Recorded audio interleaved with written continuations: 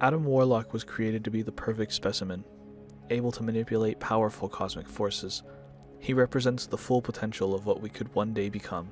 Until then, he stands alone, as a shining golden beacon of all that is good within us. When the time stream entanglement struck, Adam Warlock reflexively shielded himself in a protective cocoon. When he emerged, his cosmic senses identified Null's impending threat. Traveling to Clintar, Adam encountered the Guardians of the Galaxy and discovered a power even greater than Null's, ready to incinerate the planet and countless others. In the beginning, there was darkness. The universe was no more than an endless void, a vast expanse of silent nothingness, until celestial forces shaped the stars and nurtured life into being. Just as the universe began in darkness, so did I, created within a protective cocoon from which I burst forth, fully formed, a golden guardian, designed to bring peace to the galaxy with my vast cosmic might. But there is a cycle to life, and just as I was born from this cocoon, now I have returned to it much sooner than I could have anticipated. My cosmic awareness sensed that something was amiss, a great disturbance in the fabric of time and space itself. As multiple realities and timelines became entangled, I reflexively shielded myself within this protective shell. If I truly hoped to fulfill my ultimate purpose, then I would have to bide my time and build my strength for the trials ahead. But what would they be? Even with my deep connection to the primal forces of the universe, I was both literally and figuratively in the dark once more. As I slumbered within my restorative sheath, it became a wayward vessel floating through the cosmos. I was no longer in control of my own destiny, merely a passenger adrift on the currents of fate.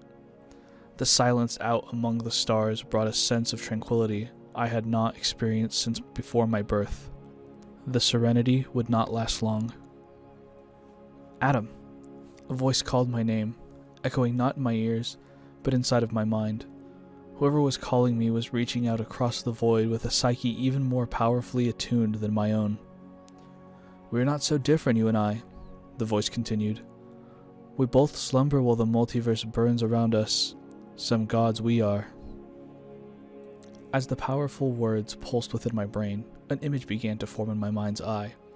A man confined to a sacred chamber, not quite a cocoon like my own. His was nearly as old as time itself, yet similar in many ways. The bearded man within was frail and weak, devoid of power. But he was not always so. As my mind was flooded with brief glimpses of his storied past, it became clear that he was once a mighty king that ruled a glorious realm for centuries on end. "Time is something I have never feared," he said inside of my mind. "Not until now. Time and space are twisting around us, and I am trapped here within the Odin sleep, unable to do a damned thing about it." The Odin sleep? Of course! I knew the voice was familiar, even if the man himself no longer was. It belonged to the Allfather of Asgard, mighty Odin. Had he fallen to the same forces that had caused me to reflexively retreat into my cocoon?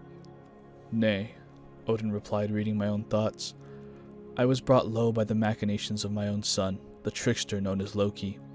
The foul child has usurped the throne of Asgard and is set to destroy our proud legacy for his own selfish ends yet again." Did he say Asgard? How curious. But the proper name of his realm was the least of my concerns. While the rage that the Allfather felt about his son's actions was palpable, there was something more beneath it, a deep concern that spanned far beyond the realm he once ruled. "You too are preparing for a battle when you awaken, Golden One," Odin said. "And while my son may indeed test your mettle, he is not but a distraction from your true enemy. There is a darkness in the cosmos, Adam, one far deeper than that of our slumbers. I have felt it trying to creep its way into my realm, even into my own dreams. Should it be let loose, I fear that it will corrupt all it touches, snuffing out the stars themselves until nothing remains." What could he be speaking of? I called out to Odin for an answer, but his voice had muted to nothing more than a distant echo. As my cocoon drifted far past the embattled realm of Asgard, I left a small fraction of my soul's energy behind with the sleeping Odin, a hint of light to keep the darkness he spoke of at bay. I prayed it would be enough. Now that my cosmic awareness had fully awakened, I could sense another empire on the horizon. This one was not nearly as ancient as Odin's realm, yet its own gods seemed just as eager to call my name. "Warlock," she said with a growl of disdain. "You have come a long way to die." Was I being threatened merely for passing through this space? How rude. "The intergalactic empire of Wakanda shall not harm you, traveler," the voice continued. "But those beyond our borders will not be nearly as kind. Of that you have Bast's word." Bast, the panther goddess, a member of the Orisha, a pantheon of deities worshipped by the people of Wakanda. But last I recalled, Wakanda was merely a nation on the planet Earth, not an interstellar civilization. Could I have drifted into another reality? "More precisely," Bast interrupted, "other realities have drifted to you. This time stream entanglement has brought us together from across a multitude of planes. What is left of each universe is converging into one, as if we have been gathered." Gathered? For what? For the feast. As Bast snarled her final words into my mind, it became clear that her divine presence had somehow been corrupted. Could she have been tainted by the very same darkness that Odin had warned me of? I had no way of knowing, as my journey across the spaceways had already continued deeper into the heart of this strange patchwork galaxy. "Child of the light," a third voice suddenly echoed within me. This one I could identify without hesitation. It spoke with such raw power that it could only belong to a celestial, an ancient being spawned at the dawn of time. But yet, even though its words passed through my consciousness with tremendous force, they were softer than other celestials I had encountered, muted, faded, like distant memories. "You would be wise to listen, lest my fate end up being yours as well," the celestial implored, though I had little choice to give it anything less than my undivided attention. "As you know, we celestials were born at the beginning of all that is," it continued, "but we were not the first. There was a primordial force that came before us, a creature of pure darkness, so powerful that he could strike down any who threatened to shed light upon the endless oblivion he ruled. Even the Celestials themselves? I struggled to imagine a foe so formidable. Few can wrap their minds around his nihility, and yet, here I am, slain by his sword, with nothing left of me but an empty husk and the echoes of consciousness. But there was more than just the remains of a fallen celestial in the void beyond my cocoon. I could sense that now. There was also a hint of corruption, not unlike the one that had tainted Bast. But this was not found in the disembodied mind of the slaughtered celestial. Rather, it lingered on the great being's lifeless body, like an infected sore that had been festering for millennia. "You feel him too," the voice echoed. "His tainted touch has stained my corpse for eons. But now, as time collapses around us, he has awoken once more, eager to reveal the oncoming oblivion. I have called out to others like you, great cosmic forces, ancient warriors, even the gods themselves, for help in containing his eternal blackness, but they have either retreated or succumbed to his poison. Perhaps you will fare better." Hoping the celestial was right, I reached out with my mind, desperate to identify the source of this cosmic impurity. But my thoughts became clouded as I heard the celestial scream a final warning.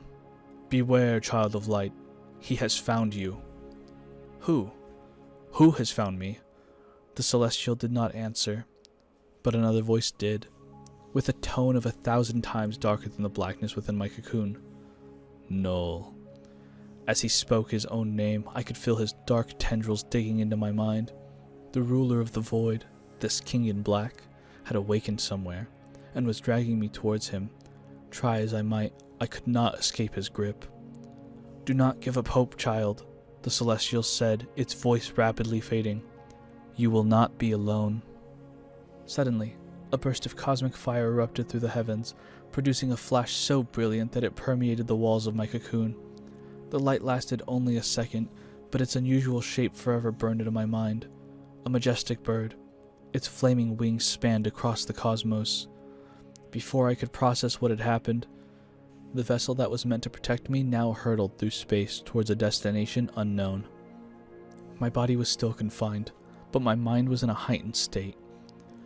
Where there had once been blinding light, now darkness and despair had slithered their way in. I was overcome with images of horrors that Null had once committed, and those he had yet to unleash upon the universe. I could see his past and his future. But what of his present? That, it seemed, was shrouded in mystery, a void greater than Null himself. Suddenly, my journey across the galaxy came to a violent end as my vessel made impact against a most unusual surface. Was this a planet? No. I could feel it writhing around me, as if it were alive. And more, I could feel Null's sinister presence closer than ever. Wherever I was, he was as well. Before my cocoon could be dragged beneath the churching sea of oblivion surrounding it, a single crack appeared above me. Where before there was nothing, now there was the faintest glow, the faintest hope. I pushed through, emerging from my cocoon to gaze upon the surface of a world teeming with alien life. And as my mind touched their hive mind, it all became clear. This was Kilntar, the planet of the symbiotes. It was here that Null once was worshipped as a god. It was here that his own followers imprisoned him eons ago. And it was here that he was biding his time, regaining his strength, in hope to break free and claim his prize once more. Perhaps he had dragged me here to snuff out my light before it could drown out his shadows, but he made a grave miscalculation. I broke free first, and as I stood upon Null's planet-sized prison, I made a solemn vow to do anything in my power to make sure that his infinite blackness would not go unchecked. In the beginning, there was darkness, but in the end, there will be light, and I shall be the one to help it shine.